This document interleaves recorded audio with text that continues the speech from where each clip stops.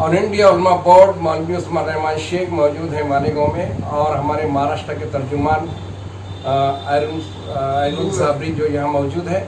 और मैं उनसे कहूँगा कि यहाँ ऑल इंडिया उलमा बोर्ड की मालेगांव में मीटिंग हुई है जिसमें बहुत सारे लोग आए हुए हैं। मैं धीरे तरीक़े से कहूँगा कि वो अपने ख्यालात दे दें।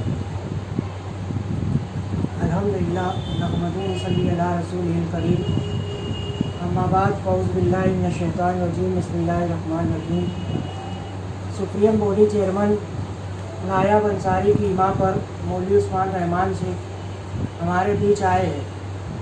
मालेगांव शहर के खतीब मिल्लत सूफी अनीस अहमद कादरी, सेठ अकबर अशरफी, सूफी जमील कादरी टेलर, इरफान बाबा कादरी के दरमियान हमारी एक मीटिंग हुई है। ऑल इंडिया उलमा बोर्ड महाराष्ट्र के 36 ज़िले में काम कर रही है। अब इंशाअल्लाह मौलवी उस्मान रहमान कादरी के ज़रिए महाराष्ट्र के 36 ज़िले में ऑल इंडिया उलमा बोर्ड का दौरा शुरू होने वाला है। जो लॉकडाउन की बिना पर लॉकडाउन के चलते बंद था, मगर अल्हम्दुलिल्लाह वक्फ बोर्ड की ज़मीन के ताल्लुक़ से महाराष्ट्र उलमा बोर्ड ने महाराष्ट्र हुकूमत को निवेदन दिया है, जिस पर अगर निवेदन पे कुछ कार्रवाई ना हुई तो 36 ज़िले के उलमा बोर्ड के अरकान मिलकर एक धरना आंदोलन की तैयारी में लगे हुए हैं। अभी सबसे बड़ा मसला है, हमारे जो तर्जुमान अरुण साबरी ने आपके सामने रखा है कि वक्फ बोर्ड क्या है। हमारे को मुस्तकिल सीईओ नहीं है, सीईओ और चेयरमैन नहीं होने से कोई काम वक्फ बोर्ड में नहीं होता है। हुकूमत को कितना भी हमारे मुस्तकिल सीईओ अगर देती है तो हमारे मसाइल हल हो सकते थे। तीसरी बात है कि जो जगह के फैसले हो चुके हैं, कोर्ट ने या कलेक्टर ने दिया है कि ये वक्फ बोर्ड से नाजायज़ कब्जे हटाओ, लेकिन वहाँ पुलिस प्रोटेक्शन नहीं है। 74 सालों में यही हुआ कि मुस्तकिल सीईओ नहीं मिला या पुलिस तो जो नाजायज़ कब्जे हटाने के लिए पुलिस फोर्स नहीं मिली। तो हम महाराष्ट्र सरकार से यही कहेंगे कि महाराष्ट्र के जो ज़मीन नाजायज़ कब्जे हटाना है उसके लिए अलग से वक्फ बोर्ड को पुलिस फोर्स दी जाए ताकि उसको आसानी से हम हटा सके। वक्फ बोर्ड के अंदर जनरल बॉडी में जब तक कोई मीटिंग नहीं होती वक्फ बोर्ड का कोई काम नहीं होता।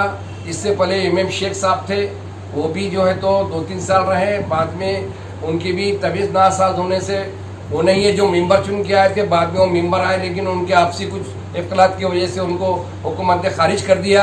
हम महाराष्ट्र हुकूमत से कहते हैं कि हमारे साथ खेल ना खेले, हमको ऐसा सीईओ दे जो वक्फ बोर्ड की ज़मीन को बचा सके, ऐसा चेयरमैन दे कि जो वक्फ बोर्ड के तहफ़्फ़ुज़ के लिए काम करे। ये 74 साल में नहीं हो पाया है। जो दिल्ली में सरकार 74 साल में बनी है, महाराष्ट्र में बनी, जो मुसलमानों की नुमाइंदगी की बात करते हैं, ये वो मंत्री रह चुके हैं, मैं किसी का नाम लेना नहीं चाहूँगा, उन लोगों ने भी कभी दिल्ली में दिल्ली सरकार से और महाराष्ट्र हुकूमत से वक्फ बोर्ड के तहफ़्फ़ुज़ के लिए, वक्फ बोर्ड की ज़मीन बचाने के लिए नुमाइंदगी नहीं की है। इसलिए ज़मीन लुटती गई और तमाशा होता रहा। आने वाली नस्लें हमसे पूछेंगी कि भाई आपके सामने वक्फ बोर्ड की ज़मीन लूटी जा रही थी, आप क्या कर रहे थे, ये हमसे सवाल करेंगे। तो मेरी सभी भाइयों से गुजारिश है कि जमहूरी तर्ज पे हम हुकूमत से मुतालबा करें। तीसरी आघाड़ी से शिवसेना, राष्ट्रवादी कांग्रेस की सरकार महाराष्ट्र में है, नवाब मलिक साहब है और शरद पवार जी है, और कांग्रेस के जो महाराष्ट्र के अध्यक्ष बाला साहब थोरात साहब, इन्होंने सोचना चाहिए कि वक्फ बोर्ड के ज़मीन के लिए नया परिपत्रक निकाले और उसका सर्वे पूरे 36 जिलों में करे और वो हुकूमत की मौजूदगी में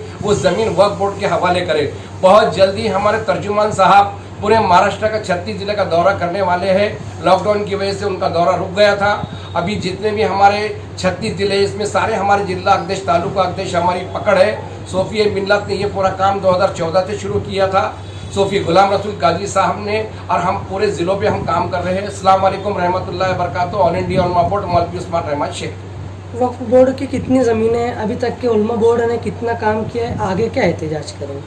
महाराष्ट्र के अंदर 3 लाख से 3.5 लाख एकड़ ज़मीन पे महाराष्ट्र सरकार का कब्जा अब 74 सालों से है, और उनके बड़े बड़े ऑफिस है, वहाँ उनका किराया भी वक्फ बोर्ड को नहीं मिलता है। और ये ज़मीन लोगों ने अल्लाह की राह में वक्फ की थी ताकि लोग ये ज़मीन को कौम के लिए इस्तेमाल करें, लेकिन इसको तरह तरह से जो है तो लूटा गया। हमारे अंदाजे के हिसाब से महाराष्ट्र में तकरीबन अगर सर्वे किया जाए 36 जिलों का तो 10 लाख एकड़ के करीब निकलेंगी, क्योंकि बीजेपी सरकार ने 2017-18 में हमारे जो तर्जुमान थे महाराष्ट्र के सोफी मिल्लत गुलाम रसूल कादरी साहब ने जब आंदोलन किया था, और हमारे नायब अंसारी साहब नूरुन्निसा अंसारी, तो उस वक्त राइटिंग में लेटर दिया था विनोद तावड़े ने कि पीर साहब मैं आपके लिए परिपत्रक निकाल के 6 करोड़ रुपए मंजूर करता हूँ, और 2 जगह से सर्वे हुआ।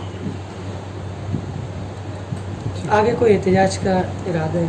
अभी देखिए, हमारे महाराष्ट्र के तर्जुमान और हमारे सुप्रीम बॉडी चेयरमैन ज्येष्ठ पत्रकार सीनियर सहाफ़ी नायब अंसारी साहब और महाराष्ट्र सुप्रीम बॉडी चेयरमैन नायब अंसारी साहब और हमारे महाराष्ट्र के तर्जुमान नूरुल साबरी ये बहुत जल्दी पूरे महाराष्ट्र के दौरे पे निकलने वाले हैं। 36 जिले के पूरे जिला तालुका अध्यक्ष हमारे तर्जुमान साहब के संपर्क में हैं। हम जमहूरियत तर्ज पे बहुत जल्दी महाराष्ट्र हुकूमत के सामने एक आंदोलन छेड़ने वाले। आंदोलन का मकसद है कि मुसलमानों का 10% आरक्षण, वक्फ बोर्ड का तहफ़्फ़ुज़ और मौलाना बुलंदजी के खिलाफ कायदा बनाया जाए। अस्सलामुअलैकुम वरहमतुल्लाहि वबरकातुहू। मैं ख़तीब सूफ़ी समत कादरी शहर मालेगांव उलमा बोर्ड के ज़िम्मेदार होने की हैसियत से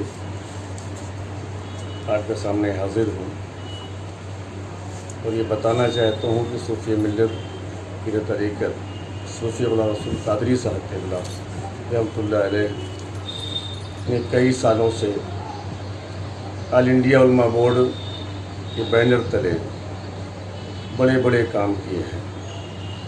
36 ज़िला, उसके अलावा देहात, तालुका, शहर, हर जगह आप जाकर वक्फ बोर्ड की ज़मीन के लिए जद्दोजहद की है। और अभी आप मौजूद नहीं हैं इस दुनिया में, उनके फ़र्जंद आला सूफ़ी नूरुल साबरी साहब के बिला यहाँ मौजूद है, जो कि उनकी जगह पर अल महाराष्ट्र के तर्जुमान बनाए गए हैं।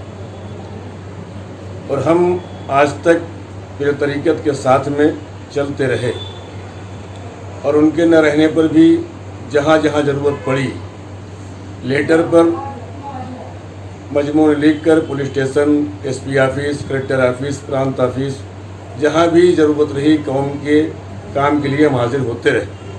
और इंशाअल्लाह ताला जब तक हमारे तर्जुमान इसमें शामिल हाल रहेंगे, हम उनके साथ पूरे महाराष्ट्र के दौरा करते रहेंगे और हर जगह जो भी ज़रूरत पड़ी उसमें काम करते रहेंगे। वक्फ बोर्ड की ज़मीन जो आज 36 ज़िलों में फंसी हुई है, 10 लाख एकड़ ज़मीन के ऊपर करीब ज़मीन है, उसे हासिल करना हमारा मकसद है। यहाँ पर बॉडी के बड़े मौलवी उस्मान अब्दुर्रहमान साहब हाजिर हैं। इन्हीं के सामने हम इस बात का वादा करते हैं, इन्हें यकीन दिलाते हैं कि इंशाअल्लाह ताला हम सूफ़ी मिल्लत साहब के फ़र्जंद सूफ़ी नूरुल साहब कादरी के साथ साना बसाना रहकर ऑल इंडिया उलमा बोर्ड ये काम करते रहेंगे। उसके जो दस्तूर है उस पर अमल करते रहेंगे। हमारे ऑल इंडिया उलमा बोर्ड के दस्तूर ये है कि हमारे इस बोर्ड में जमात अहले हदीस, जमात देवबंद, जमात अहले सुन्नत जमात, दीगर जितनी मसलक के लोग हैं इसमें सब शामिल हैं। अपने अक़ीदे और अपने मसलक पर रहते हुए कौम और मिल्लत के लिए एकज़ा होकर काम कर रहे हैं और इंशाअल्लाह ताला हमेशा इसी बुनियाद पर काम करते रहेंगे। वाखिर दावाना अनिल हम्दुलिल्लाहि रब्बिल आलमीन। अस्सलामु अलैकुम।